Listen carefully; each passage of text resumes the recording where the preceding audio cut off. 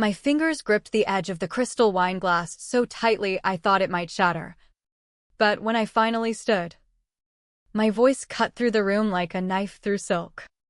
The laughter from Charles's toast still echoed off the walls of the upscale Chicago hotel ballroom, where 200 guests' friends, family, business associates had gathered for what was supposed to be the pinnacle of our rehearsal dinner. Tomorrow's wedding at the prestigious Lakeside Club was meant to seal it all. But as I locked eyes with Alex across the head table, his easy grin fading into confusion, I let the words fall like bombs. There won't be a wedding. Gasps rippled through the crowd. Silverware clattered. Victoria, Alex's mother, nearly dropped her pearl clutch, her Botox-smooth face twisting into outrage. Alex half rose from his chair, his voice a desperate hiss. Emily. What the hell? But I wasn't backing down. Not after 20 minutes of them turning my dead mother's memory into their punchline.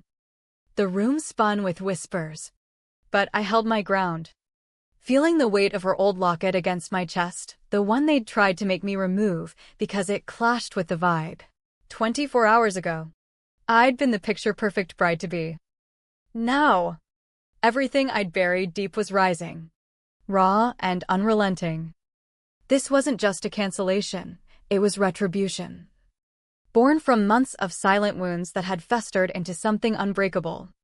It all started 2 years back, in the quiet aisles of Windy City Books, my mom's favorite indie spot downtown.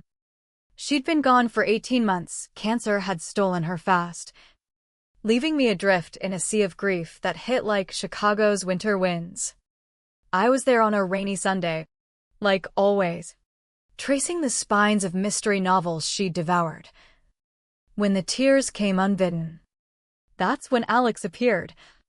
Not with pity, but with a quiet kindness. Rough day, he asked, handing me a crumpled napkin from his pocket without fanfare.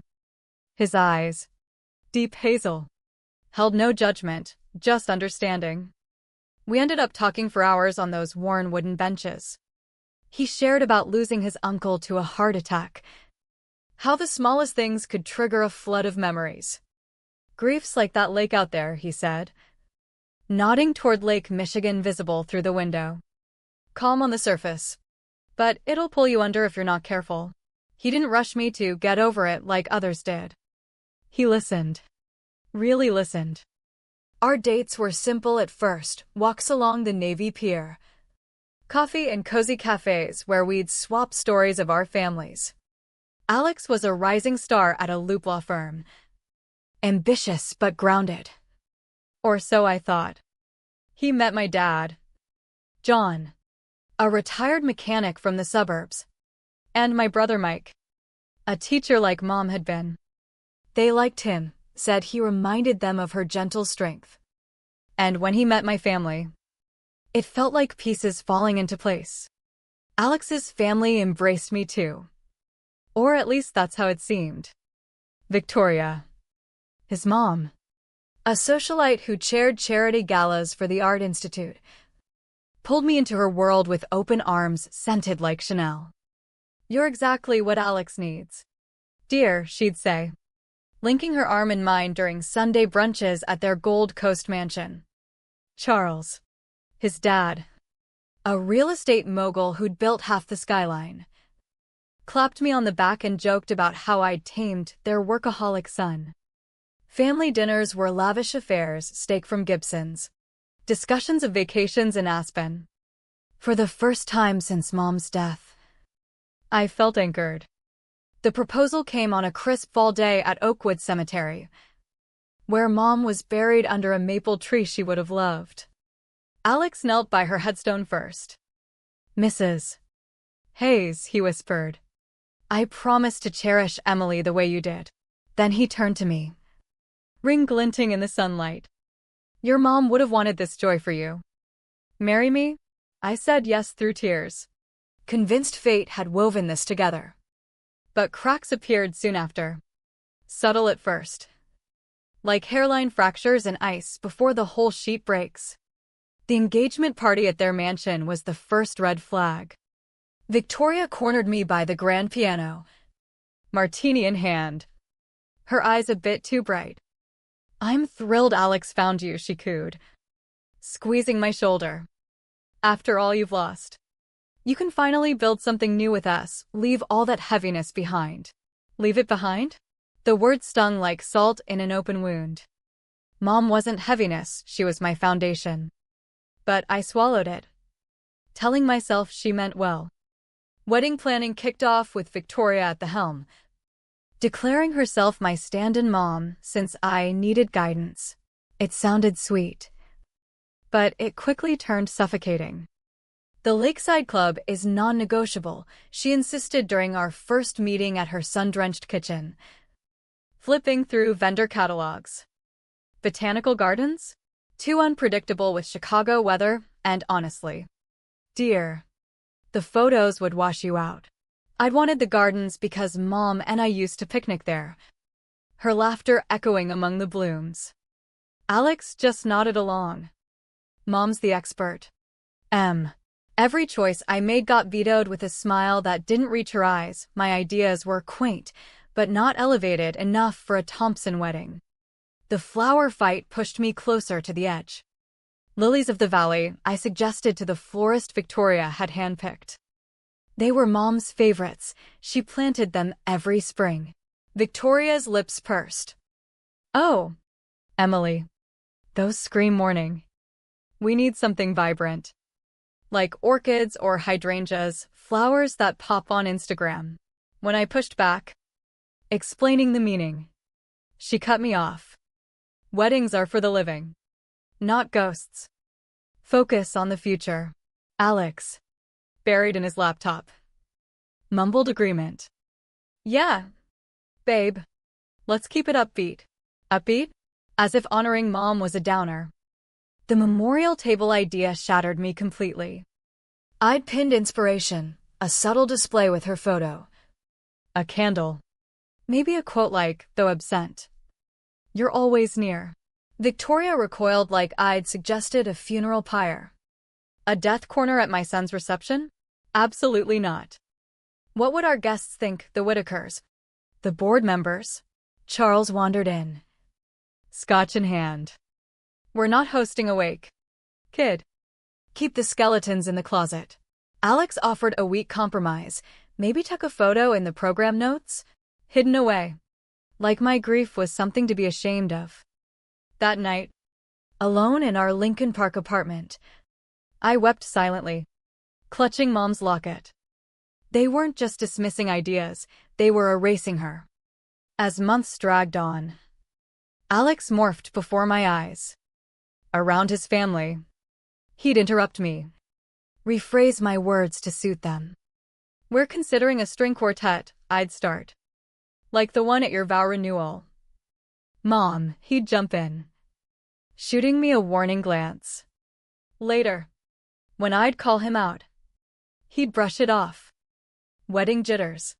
Don't overthink. But it wasn't jitters, it was a pattern. When Victoria swapped Mom's apple pie recipe for the dessert table with some elevated tart from a Michelin chef, I broke down. "It's her recipe, it's like having her there." Alex sighed. "Babe, it's just pie. Mom's trying to help." The inheritance talk cracked the facade wide open. Reviewing finances, Alex eyed the modest sum Mom left me. "What's the plan for that?" Too casually. "Maybe for our kids' college, Mom would have wanted that." His jaw tightened. "My parents have trusts set up. Why tie it to all that emotional baggage?" "Baggage? It's her legacy," I whispered. "Exactly," he snapped, loaded with guilt and sadness. Wouldn't clean money from my folks be better? In that moment, I saw him, not the comforter from the bookstore, but a man who viewed my pain as an inconvenience, something to scrub away like a stain. A week before the wedding, the mask slipped further. At the final tasting at Lakeside Club, Charles, buzzed on bourbon, toasted loudly, "Lucky us, marrying into no in-laws means no drama." Laughter erupted. Alex chuckled too, murmuring, "Dad," but not stopping him. Orphan jokes? My dad was alive, but they'd seated him at a back table like an afterthought. That night, Alex's phone buzzed with texts from his brother. "Ethan." I glimpsed my name. "Still pushing that dead mom tribute? Mom will kill it." "Alex, yeah. Her issues are exhausting." Cried again at the venue walkthrough, mortifying. Mortifying? My tears over Mom's absence embarrassed him? I confronted Dad the next day in his modest Evanston home. "I think I'm trapped," I admitted. He held my hands. "Your mom raised you to know your worth. If they dim your light, walk away." His words ignited something, a quiet fury building like a storm over the lake. The rehearsal dinner morning dawned with dread gnawing my gut. "Everything's set," Alex said, adjusting his cufflinks. "Mom handled the speeches, yours was a bit heavy on the mom stuff." "Heavy? It's my truth."